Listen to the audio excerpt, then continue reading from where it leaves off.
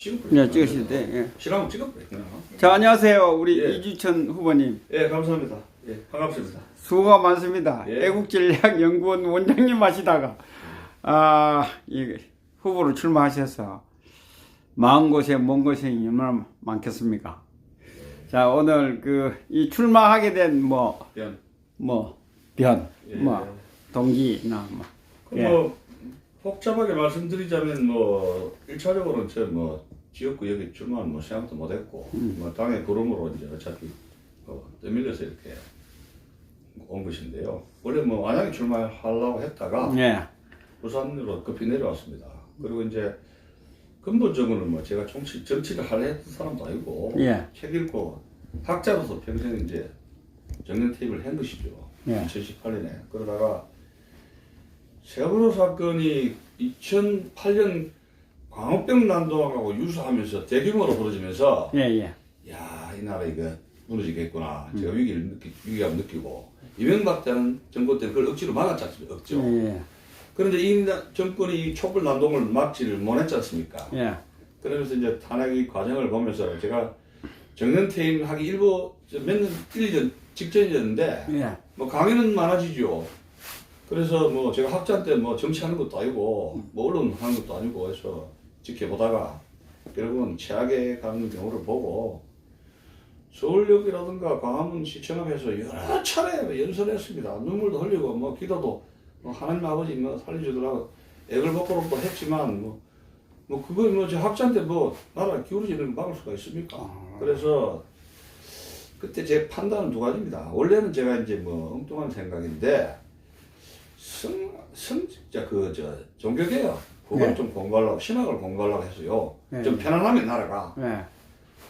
그래서 이제 교회 이제 역사 강의를 하는 게 제 꿈입니다. 원래는 편안할 때. 그런데 이제 너무 나라가 위험하니까 이건 아니다. 그럼 학문 학술 연구는 그만하고 어쨌든 현장에 가봐야 되겠다. 직접 현장에 대중에 부딪혀야 되겠다. 해서 이제 토요일 태극기회 이제 국민들하고 부닥치고 연설을 했지만 그것도 안 되죠. 포럼도 했지만. 그래서 이제 우연히 이제 이 사람 저 사람 알게 되면서 이제 이건 정당에 가입할 수밖에 없다. 나라를 구하려면 더 가까운 현장에 가야 되겠다. 그러다가 이제 우리 애국당에 가게 되고 최후 2년 동안 제 운명이요. 저도 모르는 운명의 파도에 지금 휩쓸려가지고 예. 저도 종착역이 어딘지를 모르겠어요.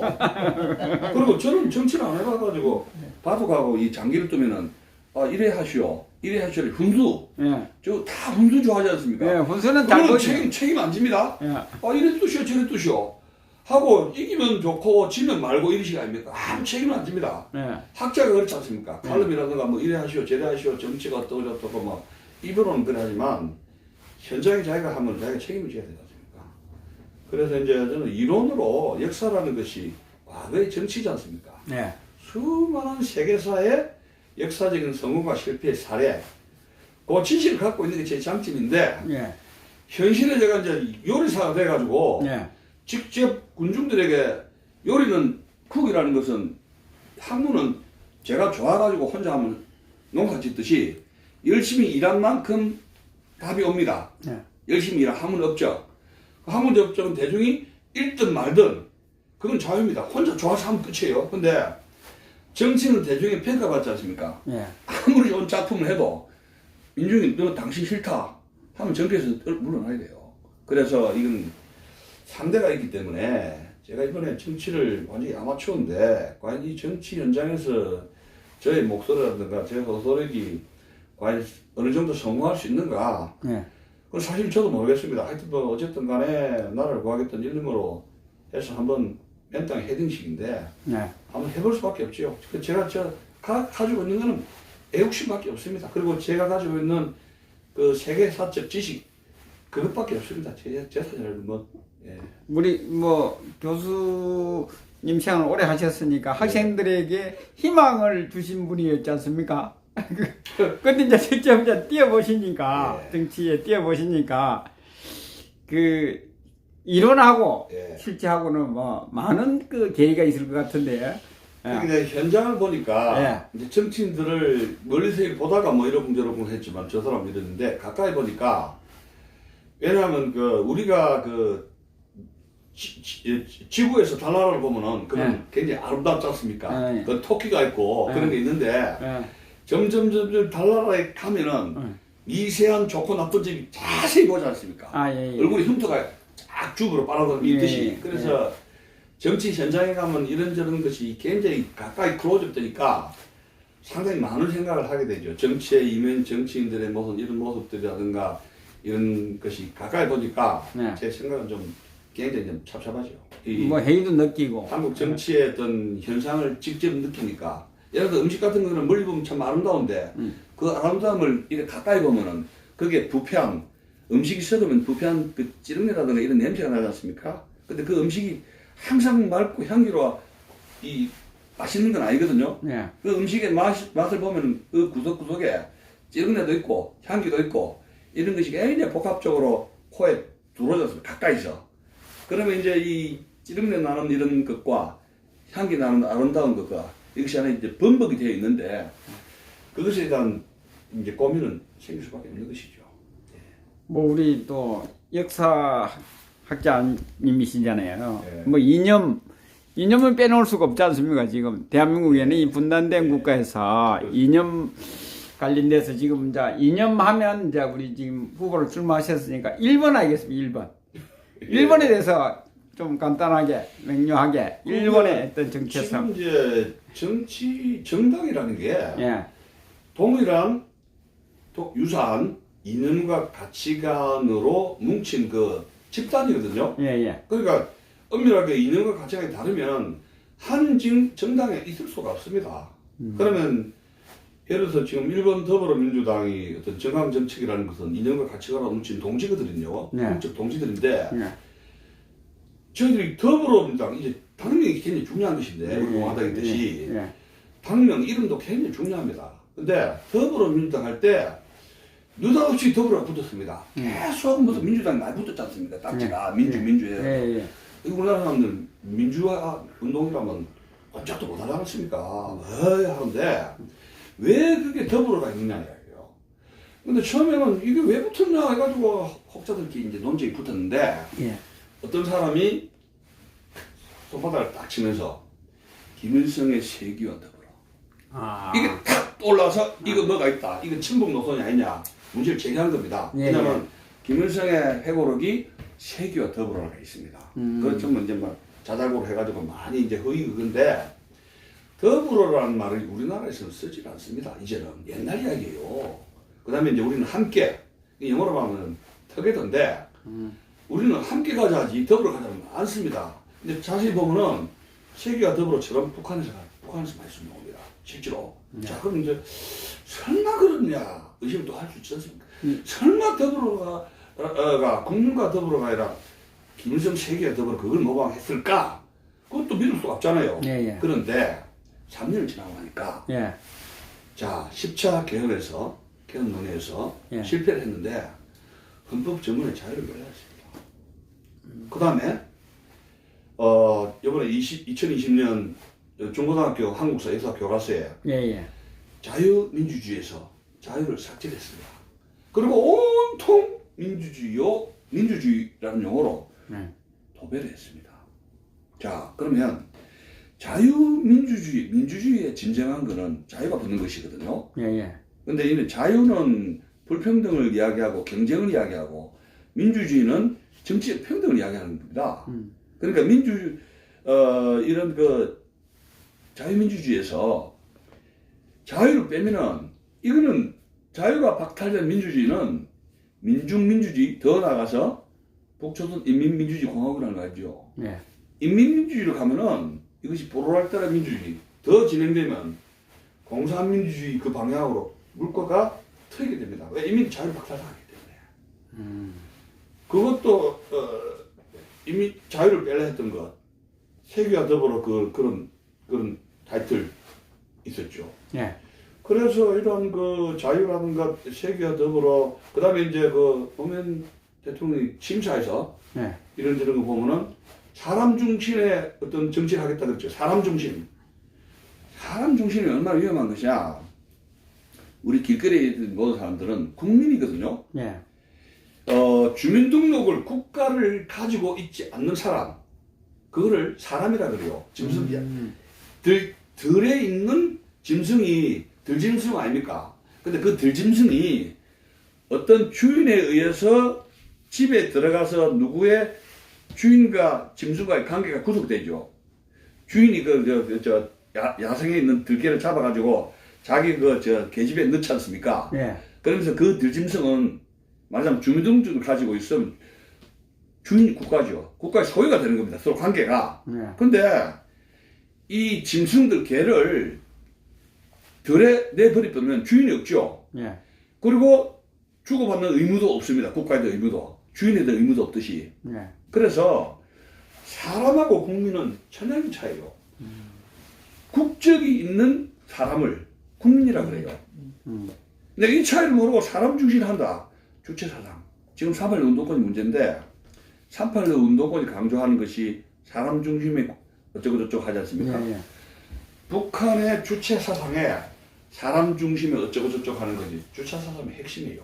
자, 그렇다면 더불어민주당이 의심을 받고 있는 것이 타이틀 김일성의 세계와 더불어 사람 중심의 국정 운영을 하겠다는 거. 국민 중심의 그게 아니고 그러면 예를 들어서 보험 외국인들이 들어왔죠. 사람입니다. 국민이 아니죠. 예. 예. 그럼 보험처를 어쩌합니까? 사람 중심이니까 그 사람들 치료해줘야 돼요. 우리나라 국민들처럼. 그럼 외국인들이 납세 의무 있습니까? 국방부 있습니까? 여성 출산의 의무 있습니까? 없죠. 없습니다. 대한민국 국민으로서의 낼 의무는 없는데 사람 중심이니까 그 사람 무한 폐렴을 했으면은 국민들처럼 외국인들도 동시에 치료해야 되죠. 근데 그 세금 부담은 누가 냅니까? 우리가 내는 거 아닙니까? 그렇죠? 그 다음에 자유를 박탈했다는 거. 이런 세 가지 요소는 이거는 대한민국 정부가 온전히 할 수 있는 그런 게 아니에요. 이 정부가 그래서 더불어민주당을 1번이라는 것이 이게 이상한 정당이 되는 것입니다. 이것을 더불어민주당을 장악하는 것이 김대중, 노무현, 이명박, 박근혜 정부의 약 20년 동안 세월이 흐르면서 처음에 이 3.8 운동권들이 제야에 있었지 않습니까? 뭐 예. 참여연대든지 여러 언론이라든가 지방자치의 비서라든가 국회 비서 가방모질 해가지고 쫙 이렇게 퍼진해 있다가 김대중, 노무현, 이명박, 박근혜 정부 시절 동안에 계속 이 민주당, 야당의 통폐합 과정을 거치면서 핵심 요소를 완전히 장악해서 이 민주당의 이 정강 정책 이거를 굉장히 급진 좌경 정당으로 만들었던 것이 3.8 운동권 중에서 핵심 주사파들이에요. 그 지금 청와대에 들어가서 조금 밑에 자주자고 문재인 그 자체가 그 주사파들에서 얹혀 있는 거예요. 만약 꼭두각시나 뭐 한데 이분이 그 사람 거기에 앉혀서 핸들링 다 하고 있는 거예요. 그렇게 보시면 됩니다. 그래서 이것이 제가 타이틀을 거는 게 주사파 독재라는 게 바로 그런 거예요. 지금 사실상 자기 이 1번이라든지 지금 좌파들은 자기들이 민주화 세력이라고 이야기하지 않습니까? 그 당시에 민주화? 국민들이 쏘갔잖아요. 그렇죠. 그 당시에 지금에 와서 예. 이제 그 정체가 완전히 예. 드러나잖아요. 그 부분에 대해서 설명을 좀 해주시기 바랍니다. 그 그러니까 당시에는 이제, 민주화라고 생각하고 국민들이 예. 함께 하고 동조를 해줬거든요. 예. 그게 그래서 이런 거 생각해 봅시다. 우리나라가 왜 위기냐 하면은 결국 이제 언론과 교육의 문제인데 이 좌익들이 방송을 통해서 30년 동안 예. 자기 자신의 좌익의 정체성을 숨기고 민주화 세력으로 30년 동안 포장을 해버리는 거죠. 그래서 국민들이 속고 국회에 진출시키고 권력을 내준 겁니다. 그러니까 대표적인 게 정치인 문재인 노무현입니다. 뭐 제가 뭐 노무현 문재인에 대해서 문재인의 운명을 갖다가 제가 3회독을 하고 이런 엄마 방송이라든가 뉴스타운이라든가 이래서 동영상 강의를 많이 했지 않습니까? 예. 1시간짜리 했는데 자 그러면 좌익이 아니고 민주화 세력이 누구냐? 제가 한 예를 들어서 김동길 박사 아시죠? 예. 연세대학의 예. 김동길 박사님. 예. 그분은 자유주의자이면서 오공이라든가 이런 정부 권력의 남용이라든가 군부가 정치에 개입한다든가 이런 것을 반대하면서 국민의 기본권, 자유는 신장돼야 된다. 삼권 분립은 존재돼야 된다. 하고 외친 분이 자유주의자면서 민주화 운동의 어떤 이 충고들하고 한 분, 김동길 교수를 우리는 좌익이 아니라 그 민주화 세력이에요. 그러면 이 좌익하고 민주화 세력하고 차이가 뭐냐면 이게 공동 분모가 있을 수 있죠. 근데 좌익은 민주화 세력보다 더 인간의 평등을 강조합니다. 평등. 인간은 평등해야 된다. 평등해야 되는데 그 차이는 뭐냐면은 시장에서조차 개입을 하는 거예요. 시장에서 국가가 인간이 평등하려면 정부 국가 권력이 시장에 개입해서 말하자면 주 52시간 지금 억제했지 않습니까? 그 다음에 이제 1차, 2차, 3차에 걸쳐서 기초 최저임금까지 정부가 개입했죠. 이것을 말하자면 좌익정부라고 하는 거예요. 시장에 개입해가지고 노동임금이라든가 조건이라든가 시간을 굉장히 강하게 컨트롤한다는 것. 이것이 말하자면 좌익정부, 인간을 평등화시키려 하는 것이고, 순수한 민주화 세력이라는 것은 여기에 좌익이 가지고 있지 않는 인간의 자유라는 속성이 있기 때문에 국가가 시장에 개입하는 것은 어느 정도 일정한 부분에 그쳐야지 지나치면 안 된다는 이야기예요. 그 차이가 순수한 민주화 세력과 좌익과의 차이입니다. 그러면 노공시절에 우리나라 좌익이 왜 커지느냐? 시작은 5.18 때문입니다. 5.18에 순수한 민주화 세력과 거기에 불순 세력이 있을 수 있죠. 의도를 가진 불순 세력들, 평등 세력들. 이것이 묻어져 가지고 이것이 이제 하나의 뭉치로서 되고, 이게 언론이 주도권을 잡은 것이 자유민주 세력이 아니라 좌익들이, 급진 좌익들이 자신들을 포장하면서 이것이 언론을 타면서 30년 동안에 이렇게 하면서 세력이 커진 것이죠. 그리고 진정하게 자유를 추구하는 민주화 세력은 정치 권력이 그렇게 탐하지 않습니다. 예를 들어 김동빈 교수님, 지난번에 무슨 당을 만들어가지고 정주영 씨하고 이렇게 해서 밑에서 일하고 국회의원도 뭐 이렇게 한바탕 당을 한 적이 있었죠. 권력이 그렇게 탐하진 않아요. 그런데 이 좌익은 뭐예요? 굉장히 권력을 탐합니다. 그런 것이 큰 차이가 있어요. 어떤 그 속성을 볼 때. 그리고 이 자유민주화 세력은 그 개인주의적인 속성이 강하기 때문에 어떤 집단 논리에 의해서 어떤 언더에서 어떤 오더에 의해서 이렇게 해서 일관적인 어떤 지침을 따른다든가 그런 점이 아닌 것이 큰 차이가 생기는 것이죠. 근데 평등이라고 지금 이야기하면서 실질적으로는 그게 아니잖아요. 국민들을 프로파간다죠. 프로파간다로서 좌익이 그렇죠.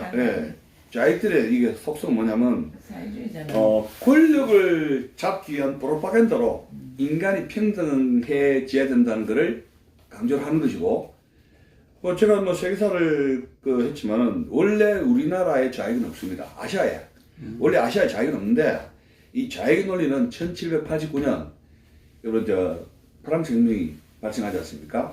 그 프랑스 혁명에서 삼식기가 있었죠. 백적청. 그러면서 거기 이제 자유평등 박애라는 그 캐치프레이가 나오지 않습니까? 자유평등 박애가 인류가 추구하는 지향점을 나타낸다 그래요. 인간은 자유롭게 태어났지만, 평등하게 태어났지만 자유롭고, 그리고 인간은 혼자 살 수가 없지 않습니까? 같이 우애를 가지고 사람들끼리 찢고 뽑으면서 도와주는 게 이게 박애정신이거든요. 서로 주고받는 그 인간관계를 이야기합니다. 프레터니티. 서로 돕고 돕는 이런 직능성. 그 사람이든 짐승이든요, 혼자 살 수가 없습니다. 로빈슨 크루소 같은 거 있지 않습니까? 거기에는 개 짐승도 있고 누구 있어서 같이 이렇게 하면서 이제 이 위기를 극복한 것인데, 그래서 여기 이제 인간이 평등해야 된다는 이 논리는 봉건 시대는 없었거든요. 그 자체가 불평등한 사회이기 때문에. 그래서 이 평등을 강조하는 것이 진척되면서 1848년에 2월 혁명송에서 칼 마르크스의 공산선이 나오는 이런 급진 평등이 진행되면서 공산주의 이론이 나오게 되고, 우리나라에도 이 좌익 논리가 없었는데, 볼셰비크 혁명, 1917년 레닌이 볼셰비크 혁명이 일어났지 않습니까? 그러면서 이제 우리나라의 독립운동가들이 일본에 가고 미국으로 가고, 이 이스만 계열이죠.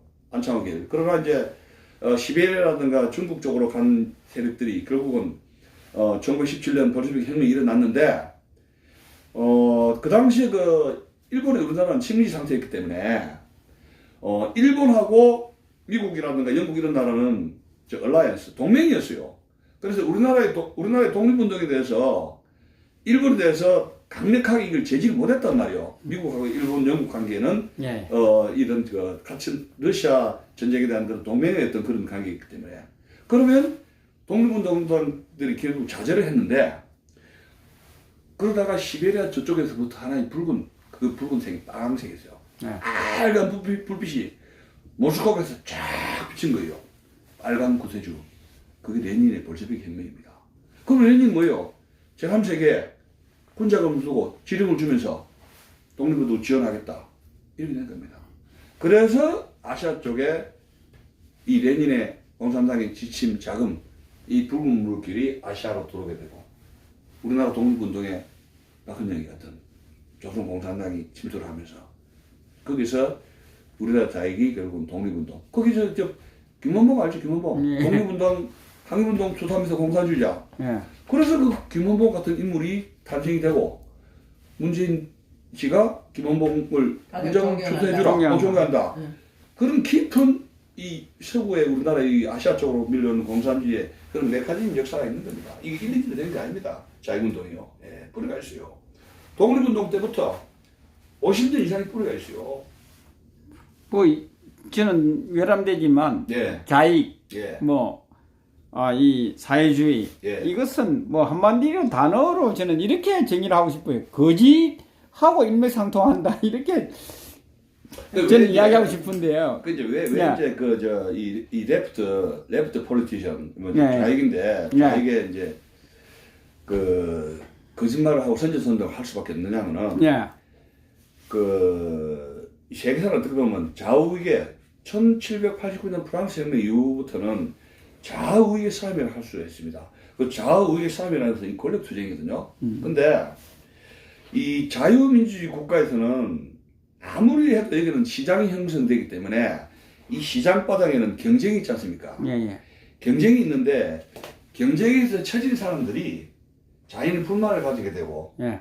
거기에서 이제 자익의 논리가 구성이 되는데 아무래도 그 자유민주주의 군영에서는 이 마이너리티 소수 진영이거든요. 예. 근데 공정한 선거에서 이 선거를 통해서 이제 민주주의 국가에서는 이제 권력을 잡는 그 계단을 차차 올라가는데 부르주아 세력을 극복하려면 부르주아들이 금전적으로 돈이 많지 않습니까? 그런 능력도 있고 그러나 경쟁에 진 사람들이 권력을 장악하는 계단으로 가는 그 선거에서는 정상적인 방법을 이길 수가 없습니다.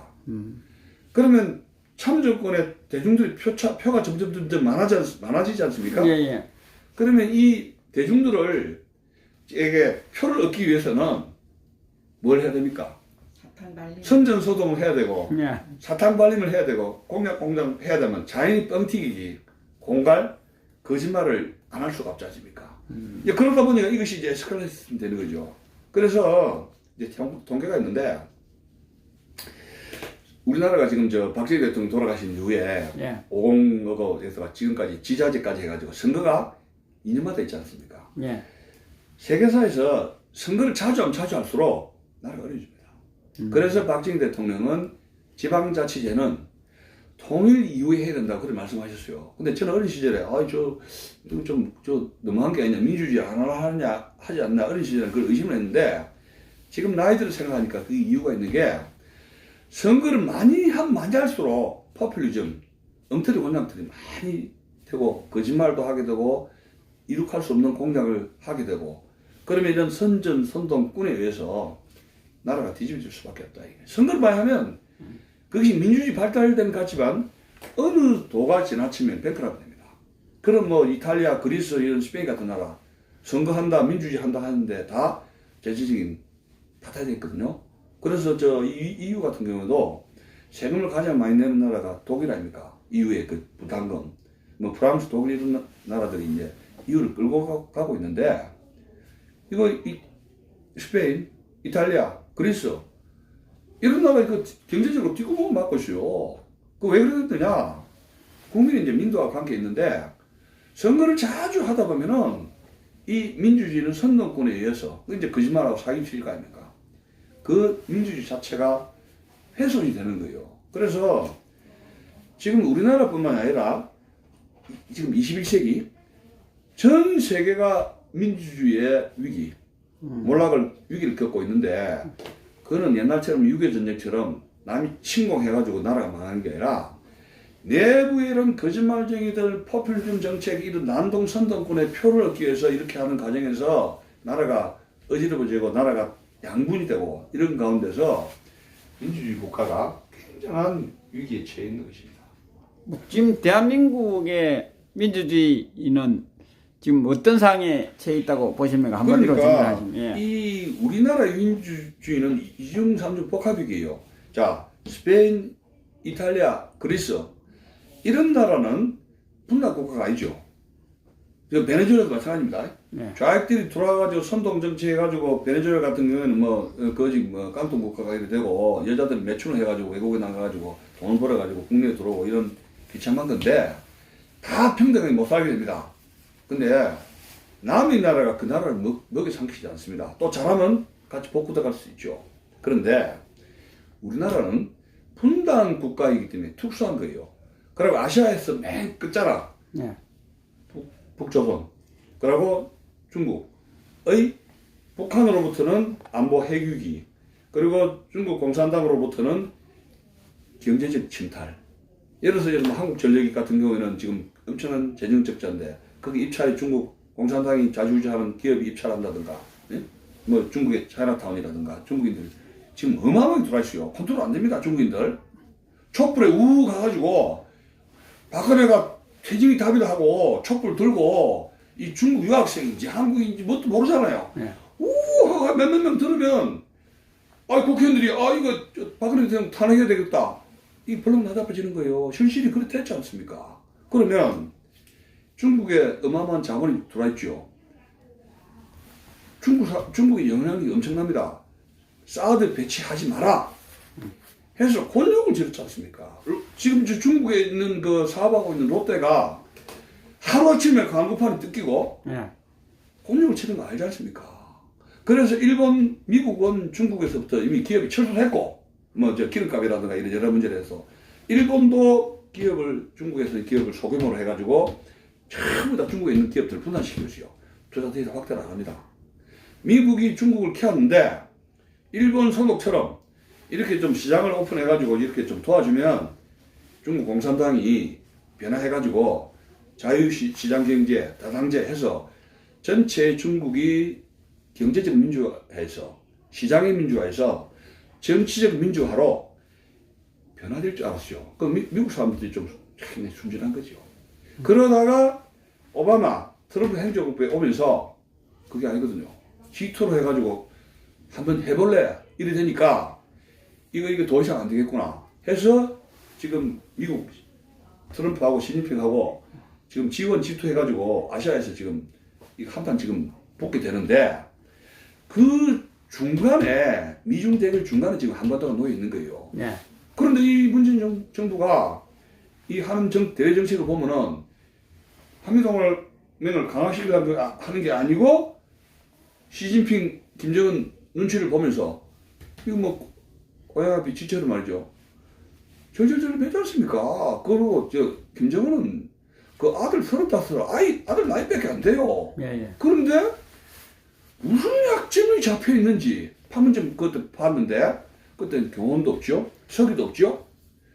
판문점에서 자기 뒷담을 넘어가지고 국회에 동의도 받지 않고 둘이서 쉬쉬쉬 사바사바 하면서 무슨 밀담을 나눴는지 지금도 국민들은 모릅니다. 지난번 또 평양 갔었죠. 갔는데 평양 거 가가지고 김정을 만나기 위해서 거기 12시간 차례해가지고 이렇게 쪼아리 가면서 그건 나왔지 않습니까? 예. 그건 옛날에 조선왕이 북경에 황제를 아련하러 가는 겁니까? 뭡니까? 이게 우리나라 대통령 맞습니까? 이게 어찌 된 겁니까? 그러면 이런 주사파 정권의 친북 노선은 이제 국민들이 다 알아버렸습니다. 다만 이번 무한 폐렴으로 해가지고 이 언론 방송이 무한 폐렴 코로나 19로 해가지고 용어까지 세탁을 해가지고 네. 예? 이게 중국발 무한 폐렴이에요. 맞습니다. 그런 용어를 써야 되는데 코리아나 19? 우리 뭡니까? 코로나 코로나 19인데 발음 잘 맞고 코리아 코리아 19인데 코리아. 코로나 실제로 웃긴 일이 뭐 있었냐면은 영어를 사용한 어느 국가가 예. 코로나 19라 그러니까 코리아인 줄 무한 폐렴의 발생지가 코리아인 줄 사우스 코리아인 줄 알았다 하는 거 아닙니까? 그러니까. 세상에 이 말을 할 수가 없어요 이게. 예, 민주 당에 대해서는 그 정도 하시고 이제 제일 문제가 그거는 정체성이 다 드러났지 않습니까? 아, 예, 종북 주사파다 좌익이다 좌파다 다 드러났잖아요. 그 정체가. 그런데 제일 문제가 이제 이번 이 미통당이 도대체 이걸 여기에 대해서 좀 팩트 있게 좀 그게 제가 강력하게 제가 좀 정의를 좀 내려주시기 바랍니다. 예. 제가 좀 학자라면 정말 사정없이 좀 이야기하겠는데 이 정당에 개입해가지고 자기당은 뭐 남이당 막 이러쿵저러쿵 하느냐 뭐 이런 말 들을 수 있기 때문에 굉장히 조심스럽습니다. 그래서 미래통합당에 제가 또 아는 사람도 많습니다. 참 그런 거는 참 제가 학자로서 정당에서 이런 것을 하기 어렵습니다만은 곤란한데 그러나 이제 독자들이 있으니까 이해를 좀 도움을 드리기 위해서 한번 봅시다. 지금 이 자유한국당이 하나씩만 봅시다. 이름으로 봅시다. 정당은 그 정당 정책에서 가치관 이념을 공유하는 집단이라 그랬죠. 그렇기 때문에 그럼 이 미래통합당이라는 명칭이 굉장히 중요한 것인데 이 통합은 말하자면 중도를 끌어오는 겁니다. 통합인 거다. 그러니까 이 중도하고 보수 우익을 끌어안아서 통합이 된 겁니다. 자, 그 다음에 두 번째, 미래라는 뜻이 뭐냐? 과거를 묻지 말아야 합니다. 그럼 과거를 묻지 말라는 게 2016년에 박근혜 대통령이 탄핵이 잘못됐느냐, 불법이냐, 사기탕이냐, 과거를 묻지 말고 가자 그겁니다. 왜 미래로 했겠어요? 그러면 박근혜 대통령의 잘잘못을 묻지 마라. 2016년에 62명의 이제 탄핵을 찬성한 사람 있지 않습니까? 이제 그 사람들이 탄핵을 했을 때는 대타는 반기문 사무총장을 끌어들이면 집권할 수 있다. 그 사람이 그래요. 그렇게 믿었는데 그게 펑크 나버렸죠. 그러면 2016년 이런 불법 잘못된 탄핵을 정확하게 짚고 넘어가야 되는데 묻지 말자. 그 다음에 통합에 대해서도 통합의 가치관이 뭔가가 안 나오시오. 통합. 예? 우리 같으면 우리 공화당인데 공화당의 가치가 있지 않습니까? 리퍼블리칸. 공화당이라는 것이 시민이 나라를 지킬 미덕을 가진 그런 것이 공화국에 소속된 국민을 이야기하는 것이거든요. 예? 공화주의라는 것이 국민이 주인인데 공화국을 지키려면은 미덕이 있어야 된다. 여자는 결혼해서 애 낳아야 되고 남자는 군대 가야 된다. 이겁니다. 간단한 게. 그런데 이 통합은 뭐냐면 가치관이 없어요. 이게 빨간 핑크색 알죠? 그래서 눈이 아픕니다. 이 빨간니까 우리 초록색은 우리 공화당 자랑하는 거 아니고 초록색은 봐도 봐도 실증이 안 나는데 우리 공화당이라 그런 게 아니고 빨간색 핑크폰 몇 번 하면 눈이 아파요. 이 빨간색이 이 새누리당부터 빨간색 되면서 이 당이 이상하게 돼버렸거든요. 이 색깔이 굉장히 중요합니다. 왜 더불어당한테 그 푸르디푸른 청색을 뺏깁니까? 그러면 이 빛깔을 만든 사람들, 이 이름을 이렇게 미래통합당 만든 사람들, 이건 뭔가 책임을 져야 돼요. 그러니까 자기 자신이 보수 우익으로서의 색깔이라든가 이념이라든가 이렇게 불분명한 사람들이 결국은 자기 정체를 감추기 위해서 이렇게 당명도 이렇게 하고 빛깔도 이렇게 했지 않는가, 이런 의혹적입니다. 제가 그냥 안타까워서 하는 말이 잘 되자고 하는 것인데. 그건 분홍색 아닙니까? 그 색깔이 빨갱이 색깔에서 좀 물타기 약간 돼가 있는 거네, 결국. 그럼 이게 뭐냐면은 이런 색깔하고 미래통합당 하자는 거는 이런 겁니다. 이승만 박정희 대통령의 노선은 반공 노선입니다. 자, 우리 보수의 우익 자유민주 체제의 방패막이가 반공주의요. 엔타이 커뮤니즘. 자유민주주의 체제는 공산주의와 대결하는 것이 근본이에요. 동전에 앞면이 자유민주주의 체제라면 뒷면에 갑옷이 있죠. 우리 옷이 있지 않습니까? 갑옷. 갑옷, 무장의 갑옷, 방패막이. 이게 엔타이 커뮤니즘, 반공 노선이에요. 근데 민주화 물길이 진행되면서 중도 세력들이, 전향한 자익들이 많이 보수파의 국회의원도 되고 이제 정강정책을 짜는데 좌익에서 전향한 사람들이 정강정책을 짜면서 반공노선 하지 말아야 되는 겁니다. 그럼 미래통합당이 여기에 가치가 결여되어 있습니다. 이 용어에. 그건 뭐냐면 분명히 그럴 겁니다. 그 핵심 인사들 반공노선 하지 말라는 사람이 있을 겁니다. 제가 뭐 의혹 제기하는 것인데, 그럼 이 반공노선 하지 말라는 거는 이승만 박정희 노선을 하지 말라는 의혹이 되게 됩니다. 그럼 여기 중도가 돌았죠. 예를 들어 뭐 유승민 씨가 돌았는데, 탄핵한 사람들이 돌았는데 뭐 혼자 정치 안 한다 합니다. 그러나 밑에 있는 사람들은 정치하는 겁니까? 예. 그 이제 라인을, 이게 이제 문제가 되는 것인데, 그 대장이 혼자서 난 뭐 이번 국회에 출마 안 한다 해서 되는 건 아니죠. 예. 구조적으로 이 반공 노선이라든가 자유민주 체제를 지킨다든가 이 박근혜 대통령 자기 탄핵에 대해서 이건 좀 잘못됐다든가 정확하게 청산. 여러분 제가 알다시피 건국 이후에 우리나라에서 지금도 7,8천 살아났죠, 자익들이. 그렇죠? 예. 그러면 보수 의익들이 사기 탄핵, 이거 불법 박근혜 대통령 억울하게 당한 거를, 이건 뭔가 분명한 라인으로 책임지고 나가야 된다는 것이 이거 몇 년 안 된 겁니다. 5년도 안 되고, 지금 5년도 안 됐어요. 그런데 자기들은 1948년 이후 70년이 됐는데 뭐라 합니까, 우리한테? 친일파 청산하라 그러죠. 그 사람 다 죽었습니다. 무덤에 갔는데 그 사람들 보관 참시식으로 친일파 청산하라 그럽니다. 그러면 누가 공정한 것입니까? 그 이야기하는 한이 없습니다만은 제가 뭐 미래통합당이 솔직히 말해서 뭐 같은 그거니까 솔직히 잘 되길 원해요. 뭐 크고. 그런데 이 황교안 씨도 정치적인 초년생 아닙니까? 검사 출신인데 행정부에서 최고 요직을 했지 전문 정치가는 아니지 않습니까? 이제 그러다 보니까 여기에는 많은 이제 네다섯 개 되는 어떤 파벌 그룹이 형성되고, 황교안 씨가 좌지우지하기 어려운 부분들이 사실은 많아요. 응? 그럼 최고위원회에서 뭐 우리 공화당을 무슨 뭐 구군이 뭐짜고 해가지고 어떤 이런 통합에 대해서 우리가 제안한 거를 뭐 반대했다 그러는데, 그런 것이 뭘 의미하냐면 일단 중도라든가 이런 탄핵 세력들을 들어오게 해가지고 몸집은 키웠는데, 당신이 당 결정에서 카리스마적으로 이러자 저러자 할 수 있는 그런 정강이라든가 이데올로기가 이게 짬뽕이 돼버렸지 않습니까?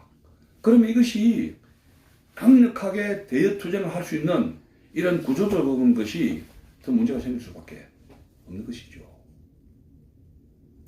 참 안타깝습니다. 안타깝습니다. 왜냐하면 정체를 드러내야 되는데 국민들이, 보수파 국민들이 제 정체를 실체를 모르고 옛날에 보수파인 줄 알고 지금 아니 그러니까 이게 큰 문제라니까. 그 부분에 대해서 좀. 아니 그러니까 지금 박근혜 대통령 메시지가 이제 분석할 수밖에 없는데, 거대 야당을 중심으로 단결하라. 근데 그 조건이 있습니다. 뭡니까? 태극기 세력을 끌어안으라 했지 않습니까? 근데 미래통합당이 거대 여당으로서 중도 탄핵 세력은 과거를 묻지 마시고 끌어안아가지고 몸집은 키웠죠. 근데 태극기 세력을 끌어안지를 못했어요. 박근혜 대통령의 주문을.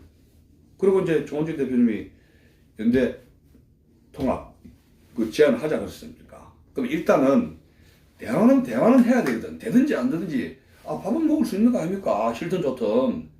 옛날에 DJ YS가 생각은 다르지만 밥은 먹었거든요. 커피 맛있다는 이야기요. 응? 그런 점에 대해서 아쉬운 것 같고, 일단은 지금 그 태극기 세력을 배제를 해버렸는데, 공천 한번 보십시오. 지금 공천이 이게 여러 가지 문제가 돼가지고 미래통합당이 선거 결과가 어떻게 나올지 모릅니다.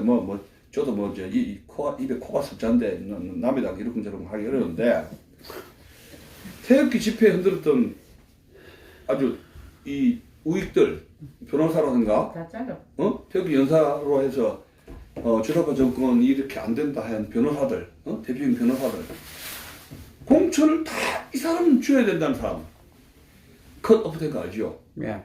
그럼 이 정당이 지향하는 것이 어디로 가느냐 이야기요. 제가 왜 이 말씀을 드리냐 하면은 지금 이명박 정부가 처음에 등장하면서 보수 우익들이라든가 뉴라이트들이 기대를 많이 했지 않습니까? 근데 처음 취임사가 이명박 대통령이 중도실용주의를 천명했지 않습니까? 중도실용주의. 그래서 이제 나중에 이제 광우병 사태 터지고 뭐 여러 가지 이제 문제가 터지게 되는데 중도 정치라는 거는 호주라든가 뉴질랜드, 이 스칸디나비아 반도 외적의 침입이 없고 일본과 고립된 섬에서 저들끼리 치고받고 하는 거. 자, 이게 우리 외세의 그 침공이 없는 분단국가가 아니고 이런 우리나라 같이 이런 반도가 중국 대륙으로부터 위협이 있거나 이런 나라가 아니면 섬이라든가 이런 뉴질랜드, 호주 쪽에서는 중도 세력 정치를 하게 됐어요. 그리고 근데 이 착각이 분단 국가는 중도는 안 됩니다. 큰 중도 정치가들을 실패했습니다.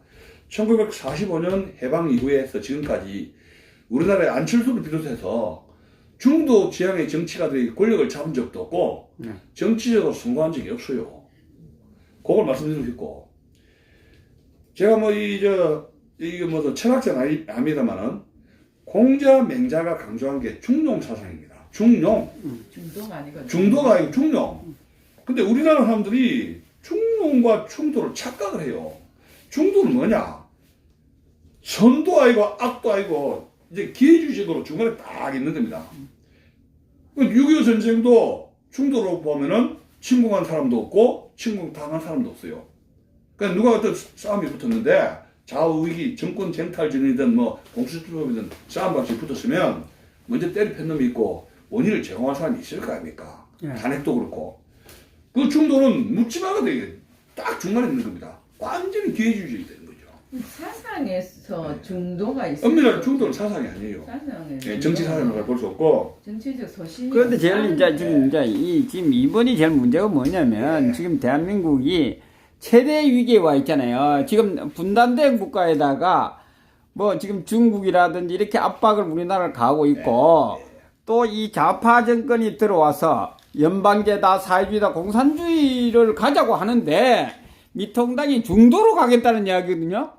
나라가 없어지는 마든지 우리는 아무 거기에 대해서 그걸 안 하겠다 이 이야기 아닙니까? 지금 이게 지금 미통당에서 덩치를 키우려는 이유는 더불어민주당과 맞짱을 뜨기 위해서 불가피하게 끌어들인다는 건 그건 어쩔 수 없다고 인정을 해요. 그런데 자 보수 우파를 먼저 끌어들여서 정강정책을 세팅한 게 아니고 중도 탄핵 세력을 끌어들였지 않습니까? 그죠? 예. 자 그러면서 거기에 최고위원이라든가 공천심사위라든가 이런 핵심 조직에 세팅이 돼버렸지 않습니까? 예. 이걸 박아버렸죠.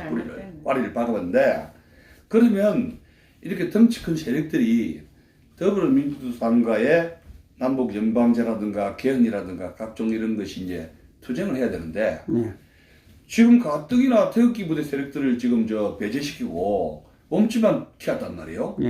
그러면 이 더불어민주당과의 대여투쟁이죠. 대여투쟁이 하나 문제가 될 수 있고 또 한 가지는 주사파가 이토록 권력을 30년 동안 잡은 데서 공안이라든가 좌익이라든가 역사에 이런 대한민국의 이런 그 전문가들이 있지 않습니까? 좌익을 오랫동안 연구를 하거나 이 세계 역사라든가 공산주의 역사라든가 이런 정교조 민노통의 전문가들이 지금 그 미래통합당의 이 핵심 수레진에서 공천이든지 무슨 심사이든지 당의 최고위든지 왜 싸움이 있다고 보십니까? 지금 황교안 씨도 지금 공안 검사 출신입니다. 그리고 국무총리 대통령 자리까지 했죠. 근데 그분이 황교안이 저서가 있습니다. 황교안의 짝등이 꺾고 답이다 이런 책이 있습니다. 황교안 지금 당대표님이 쓰시는 거. 황교안의 짝등이 꺾고 답이다. 제가 그게 그러니까 하는 말입니다. 황교안 당대표 그분 당신도 이런 주사파에 대해서 이런 남북 연방제 이런 데 대해서 깊은 고민과 성찰과 공부라든가 이런 것이 퍼펙트하게 되어가지고 내가 참 준비된 리더십입니다. 그렇다고 제3자가 딱 도장을 찍어줘야 되는데 아무도 그 지금 도장을 안 찍고 있어요. 아 이거 도장을 찍을까 말까? 제가 더 이상 말을 못 하겠어요. 이런 형국이에요. 그냥 출세 제한적인 인물이라고 뭐. 그리고 지금 이제 예. 다 이 보수파들이 예. 예? 지금 무조건 합치라고 그러잖아요. 이번을 이중대다, 예. 좌파다. 이제 이 이야기가 최근에 와서 이제 엄청 많이 이제 하두가 되고 있거든요. 예. 그 부분에 대해서 한마디로 정리를 좀 한번 해주시기 바랍니다. 지금 우리 이 후보님께서는 예. 아주 그 미통당에 대해서 우호적으로 생각하고 계시고 있는데, 글쎄 뭐저 우호적이라기보다 예. 뭐저 이런 성격이라는 것이 예. 이게 무슨 뭐 딱 잘라서 이렇다 왜냐하면 그 제가 말씀드리겠습니다만은 미통당에는 지금 그 YS 이후에 그 개파 정치를 하게 되거든요. 예. 그러니까 이제 이명박 정부 이후에는 친이계 친박을 해가지고 양분이 됐지 않습니까? 예, 예. 그래서 공천권을 반부를 했는데 예. 공천권 반분이 이제 문제가 되면서 이제 저 김문석 씨 도장 튀고 뭐 이런 사건이 터지면서 여기까지 간 거 아닙니까? 예. 탄핵까지 간 건데 그러면 박근혜 대통령 탄핵 이후에 이 거대 야당의 이런 개파가 예. 옛날에는 친박 이박으로 이렇게 한 두 개 정도로 나눠졌는데 거기에 김무성, 유승민 계열이 하나 더 나가면서 한 3개 정도 되었다가 예. 지금은 친박이 이제 분해되고 어떻게 되냐면 친이계, 황교안, 친환계, 이제 김무성계, 그리고 이제 그 유승민계, 그 다음에 이제 그 기타 무슨 합쳐져 가지고 제3의 어떤 뭐 박계열이 돼 가지고 이렇게 나와서 개파가 한 4개 정도 지금 확률 쪼개졌거든요. 예. 그러면은 이런 4개로 이제 그 개파들의 이 연합 정치, 막 의원내각제로 하면 개파로 이렇게 형성해가 자리를 나눠갔지 않습니까? 공천을 주다 보니까 보수에 투철한 사람이 공천을 쫙 분파하는 게 아니라 자리를 이 4개의 개파에 자리를 배분을 하게 되지 않습니까? 지분이죠, 그게. 지분으로 해가지고 이번 공천에서 이미 세팅이 돼버린 겁니다. 그러니까 태극기 부대라든가 애국심 넘치는 이런 이 변호사라든가 이런 사람들이 자리가 쭈그러지니까 미래통합당에는 보수 우파가 놓을 수 있는 지분, 스페이스, 공간이 3분의 1로 반토막이 나버린 거예요. 반토막이 한 20% 토막이 나버린 거예요. 보수파 주력 세력이 있나요, 지금 미통당에? 그러니까 이제 지분이 쭈그러드니까 예. 그러니까 이제 이중대라는 그런 밖에서 볼 때는 예. 다른 사람이 들어오니까 짜부러질 수밖에 없는 것이죠. 구조적으로.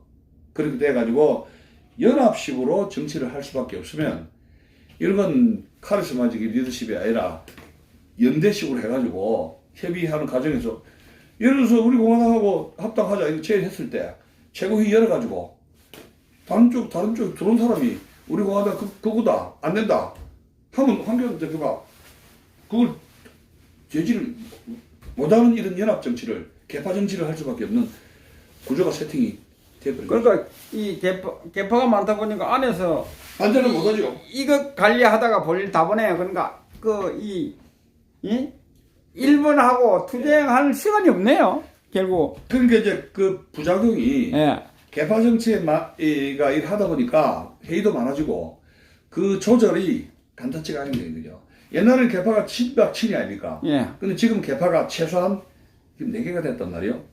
그럼 이걸 관리하는 데는 더 어렵죠. 그럼 정책 결정이 늦어지는 것이죠. 그럼 리더십은 카리스마가 아니라 뭐든지 이제 안배식으로밖에 안 됩니다. 결국 보수파로서 어떤 기대라든지 날 샜네요. 몸집이 예? 몸집만 크지 날 샜네. 조선시대 예? 날 샜다 이렇게 저는 막. 예, 조선시대 사색 정당 그래서 막 그 정도 하시고 일단 우리 공화당에 대한 이제 그 좀 정리를 우리 이제 국민들에게 우리 공화당에 대해서 좀 알려야 되지 않습니까? 아직도 이제 모르는 분들이 많아요. 뭐 아는 분은 알고 있는데 좀 정리를 좀 해주시기 바랍니다. 우리 공화당에 대해서. 예. 그러니까 제가 우리 공화당 온 지는 지금 2018년 12월 초에 왔거든요. 예. 그래서 최고위원 그다음에 이제 1월 9일 날 2015년 1월 9일 날 이제 애국정책 전략본장으로 이제 취임을 했는데 예.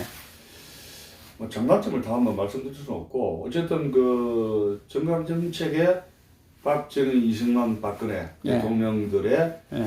지침이라든가 노선이라든가 정강 정책을 이어받는 거 이것이 이제 우리 공화당의 큰 자랑이죠. 그다음에 이제 이 좌파 정권과의 투쟁력, 뭐 텐트라든가 동락을 같이 했고 그 당원들의 그 당심이 굉장해요. 핵심 당원들이 이렇게 십시일반으로 회비를 내가지고 당을 운영을 하는 거는 우리 정당사에서 우익 정당에서는 최초입니다. 그래서 뭐 태극기 정당이 된 건데 자기들은 민노총 중심, 정교조 중심을 해가지고 회비를 해가지고 하는 것이 이게 자금이거든요. 예. 회원들의 참여 자금을 통해서 이 조직이 굉장히 강화되고 있지 않습니까? 예. 그런데 우리나라의 그 보수당들이 왜 지금 약해졌느냐 하면은 이 대장들 보스가 정치 자금을 다 마련해가지고 풀어먹이거든요. 당원들 풀어먹여가지고 모든 걸 했는데 그러면 보수 정치, 보수 폴리틱, 일본은 그 내각제처럼 뭐 나라가 각고의 식으로 해가지고 정치 자금을 핸들링한 인물들이 이제 정치를 좌지우지하게 되는데 우리는 그 자금원이 핵심 당원들의 성금에 의해서 책임당. 책임당원에 운영이 된다는 것이 보수 정당의 하나의 큰 특징이고 제가 이번에 이번 당원들 핵심 당원들의 막 헌신이랄까 이런 것에 제가 참 감동을 해버렸습니다.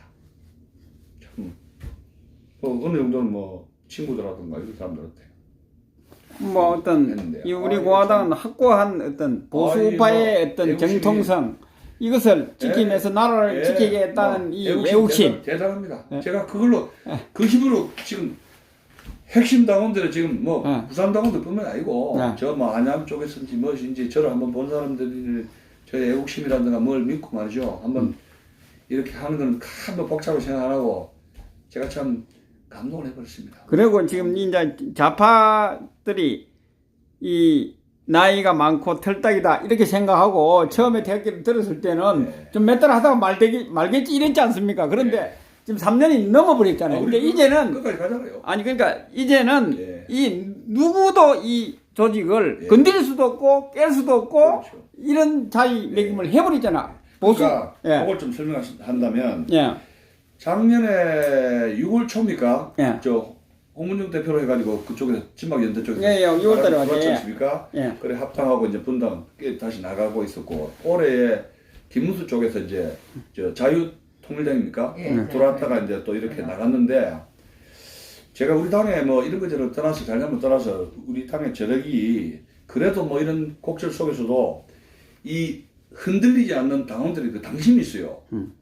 야, 그걸 보고 그런저런 많은 문제점 속에서도 그 강력한 그 응징력이 변화되지 않는 그 당심 당원들의 그 핵심 당원의 그 헌신력을 보면은 이건 참 제가 존경스럽습니다. 제가 이렇게 버티는 것도 제가 완전히 이렇게 헤딩 박치기 예, 예. 완전히 뭐 갈아져 갔는데 제가 당원들의 이 열성과 이 참 묵지마식으로 이렇게 지원이 없었으면 제가 아마 하루도 버티지 못했을 것입니다. 우리 학자님으로서 이 우리 공화당에 대해서 예. 예? 예.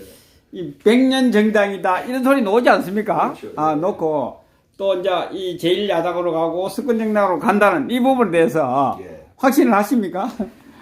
이제 그걸 말씀을 드리는 것인데 예. 지금 이제 이 당이라는 것이 전체적인 이제 건물의 구조물로 하면은 예. 당원들 밑에 있고 예. 피라미드 돼야 되거든요. 예, 예. 그 밑에 당원들, 네. 뭐 수십만 명의 당원들, 그다음에 이제 핵심 당원들, 그다음에 이제 당 사무처, 네. 예, 일하는 일꾼들, 예. 그다음에는 저와 같이 대학 교수라든가 농객이라든가 브레인들, 예. 그다음에 이제 최고위원들 해가지고 이제 국회의원들 해가지고 이것이 하나의 피라미드처럼 예. 이게 밑둥이 삼각형처럼 예. 수와 양에서 밸런스를 잡아줘야 돼요. 예. 그래서 밸런스가 뭐냐면 왜 뭐 이름 풀에서 안 됐습니다만은 삼성이 대기업이 됐지 않습니까? 왜 대기업이 됐냐? 삼각으로 삼성이 딱 안정이 됐지 않습니까? 그죠? 예. 삼성 이렇게. 그래서 모든 조직은 위에서부터 핵심 당원으로 쭉 내려가면서 수와 양에서 밸런스를 잡아줘야 돼요. 그러나 우리는 일반 당원과 핵심 당원과 당원이 올라가면은 중간에 무슨 빵꾸가 나시요. 분명히 우리는 여기에서는 지식이라든가 농객이라든가 이런 그 브레인들, 이 정책을 위반한 브레인들, 연구원 쪽에 더 많이 그러고 이제 그게 보강이 돼야 되고 지방 조직이 열성난 데가 많아요. 전국 정당이 되려면 지방에서 자금이라든가 조직이라든가 홍보라든가 이런 것이 지방의 이런 조직들이 힘이 단단해야 됩니다. 그리고 자체적으로 선거를 중앙에 의존 없이 자체적으로 돌릴 수 있는 전략 인력이라든가 이런 그 작전 구도가 이런 기구가 가지고 있어야 됩니다. 앞으로 그렇게 될 것이고 이제 2년 반 정도밖에 안 됐지 않습니까? 그리고 차차 그 조직이 하나씩 점점 이제 만들면 시행착오는 뭐 있는 거고. 예. 하여튼 오늘 이 바쁜 시간 이 나가셔서 이 유권자들을 만나서 집에 하셔야 되는데 장시간 동안 시간을 내주셔서 감사합니다. 그리고 화이팅 하시고 그 국회의사당 그 안에서 뵙도록 하겠습니다. 그러니까 감사합니다. 우리 부화장 화이팅! 파이팅! 우리 열심히 하겠습니다. 화이팅입니다. 화이팅! 감사합니다. 감사합니다. 네. 우리 이주천 후보님 인터뷰를 했습니다. 역시 학자다우십니다. 그 논리적으로 풀어서 여러분들에게 아마 잘 이해가 됐을 겁니다. 예, 감사합니다.